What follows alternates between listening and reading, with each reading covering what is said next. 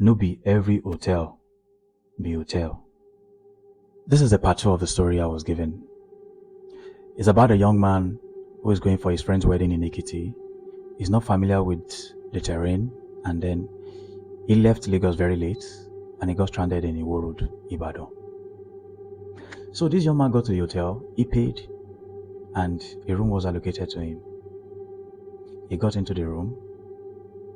According to his narration, I think an hour after I got into the room, maybe around 2 a.m. or close to 3 a.m., the hotel generator went off.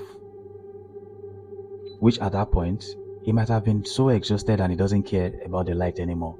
He just wants to sleep and wake up the next morning so he could continue his journey. He said at some point, he heard a knock on his door. He didn't answer. He probably thought the knock is from the other side. So after a while, he heard a knock on his door. He didn't bother at first, but when the knock came the second time, he stood up and went straight to the door to open, thinking it was the hotel receptionist or someone who is knocking at the door. But he opened the door, looked into the hallway, and he couldn't find anybody.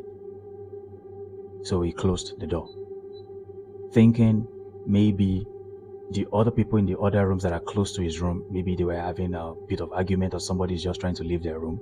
That was why he heard the knock on the door. After that, he went back to bed. He heard another knock again. And this time around, when he opened the door, he noticed something strange in the hallway in the hotel. He rushed quickly and he closed the door. In panic. In the room where he paid for, there is a mirror in the room. Immediately he was going back to the bed. He said he begins to hear strange sound in the room. Looking into the mirror, he found out that there is an extra shadow behind him. He tried his possible best to scream, but he couldn't scream at that point. But then he said he couldn't scream at all. His voice were gone. He tried so much as possible to raise his hand, he couldn't raise it. But from what he was able to see on the mirror is a plain shadow standing right behind him in the mirror.